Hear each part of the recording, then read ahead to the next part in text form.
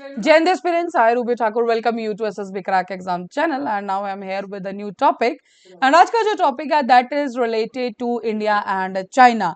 So Bharat ने फिर एक बार सलाम किया है चाइना को क्योंकि चाइना ने एक बार फिर से अरुणाचल प्रदेश के 30 नए जगहों को नया नाम दे दिया है बिकॉज चाइना हमेशा से क्लेम करता है कि जो अरुणाचल प्रदेश है वो हमारा ही एरिया है.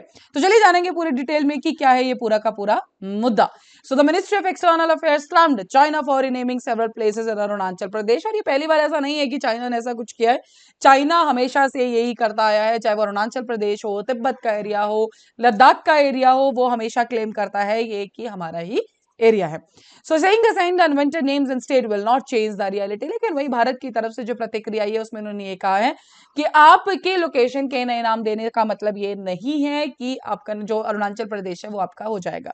रियलिटी इससे नहीं बदलेगी. अरुणाचल प्रदेश पहले भी हमारा था, आज भी हमारा है और आगे भी हमारा ही रहेगा.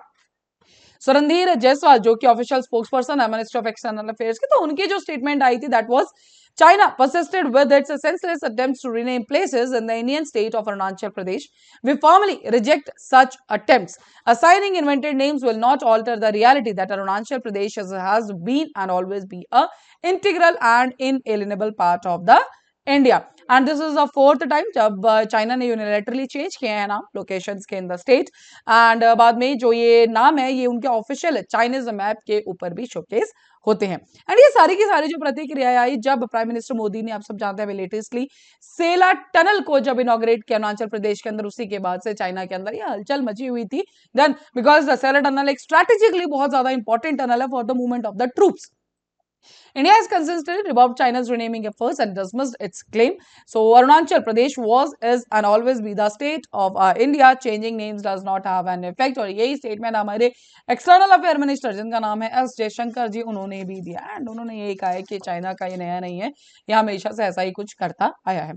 सो Chinese ministry of civil affairs ने जो लिस्ट रिलीज की है उसके अंदर 30 नाम है, जिसके अंदर कुछ एरियाज है, रेजिडेंशियल एरियाज, कुछ माउंटेन्स है, कुछ रिवर्स है, कुछ लेक्स है और कुछ माउंटेन पासेस. तो in total we are having the 30 ऐसी जगहों के नाम जो उन्होंने चेंज कर दिए and they showcased it as in their China का पार्ट. जयशंकर सर और जब वो प्रेस कॉन्फ्रेंस हेल्ड करे उनको बहुत अच्छी सी एक बात की उन्होंने गुजरात के अंदर कि अगर आज मैं आपके घर का नाम चेंज कर देता हूं तो इसका मतलब तो ये नहीं है कि वो घर भी हमारा ही हो जाएगा. So same is with Arunachal Pradesh की वो पहले भी हमारा था, आगे भी हमारा ही है. So changing names does not have an effect.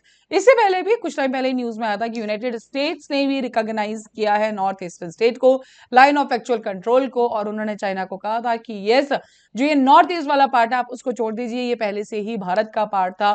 तो यूएस की इस रिकॉग्नाइजेशन के बाद भी चाइना को जरूर गुस्सा आया होगा, लेकिन yes it was a very good support towards the India.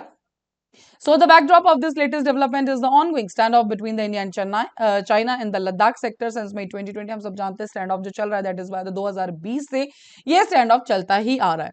लेकिन क्या ये सारा का सारा इतिहास सिर्फ अभी कुछ 3-4 साल का नहीं, जो history of India and China का है ऑन अरुणाचल ये बहुत पुरानी हिस्ट्री और सारी की सारी जो लड़ाई है that is after the 3440 kilometre का जो ये बॉर्डर है between the India and the China, जो कि हिमाचल प्रदेश, लद्दाख, सिक्किम एंड अरुणाचल प्रदेश जो बॉर्डर शेयर करते हैं, तब से ये लड़ाई है. India claims on Arunachal Pradesh rest on the Shimla convention 1914. जो शिमला कन्वेंशन है 1914, तब से ही ये सारा का सारा बॉर्डर इशू है बिकॉज यस इंडिया वही को क्लेम करता है.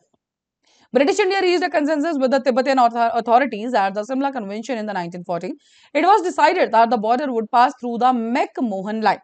The situation became tense after the People's Republic of China was established by Mao Zedong in 1949.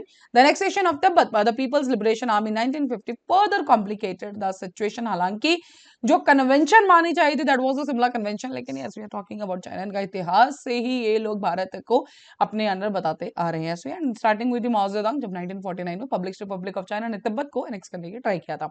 Similarly Chinese premier Zhou Enlai in a note to the prime minister उस time पे जवाहरलाल नेहरू को in the 1959 he reportedly for the first time mentioned the term line of the actual control. This action sparked the Sino-Indian War of the 1962 जो war आप सब जानते हैं इसके बारे में. The situation turned worse when Beijing released an official map showing parts of the Arunachal Pradesh as a Chinese territory. So yes, आप देख सकते हैं कि it's not about the 2024 और 2020 के 90s 1961-62 का जो साइनो तिब्बतन वॉर हुआ था, जो साइनो इंडियन वॉर है, उस पर्टिकुलर टाइम से यही इशू है. सो बेसिकली इंडिया और चाइना का सबसे बड़ा इशू ये बॉर्डर, इंटरनेशनल बॉर्डर रिकॉग्नाइज करने का, ये सबसे बड़ा इशू आज तक इनका इतिहास से चलता ही है. So eventually China announced a unilateral ceasefire and withdrew from most of the invaded areas. After the 1962 war, the LAC became an informal ceasefire line between India and China. India now considers the McMahon line as it's a version of the LAC. Meanwhile, China claim करता है Aksai चीन को and Arunachal Pradesh को, which it refers to the South Tibet. हालांकि अरुणाचल प्रदेश को भी वो जांगना नाम से ही जानते हैं. Notably, United States recognition Arunachal Pradesh as a part of India and has often opposed China's unilateral attempts.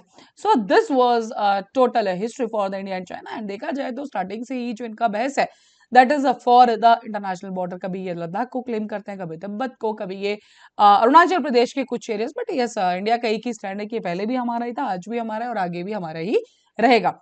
So that was this particular lecture. And अभी आपकी स्क्रीन पे कुछ कोर्सेज फॉर एसएसबी इंटरव्यू, हमारे हर महीने बैचेस बैठते, you can join them. साथ ही we are having the courses for NDA CDS AFCAT, you can enrol in this particular courses. While enrolling you can use the discount code जो कि warrior 10. जैसे आप इस कोड को use करेंगे, you will be getting the 10% of on that particular course. So that's all for the day. Thank you so much for watching this lecture. जय हिंद, जय भारत. अगर आप एक डिफेंस एस्पिरेंट हैं और एसएसबी इंटरव्यू, एनडीए, सीडीएस, एफकेट जैसे exams के लिए प्रिपेयर कर रहे हैं, तो आप एसएसबी क्रैक एग्जाम्स के कोर्स को चेक करना ना भूलें. आप हमारी लर्निंग एप्लीकेशन को गूगल प्ले स्टोर से भी डाउनलोड कर सकते हैं.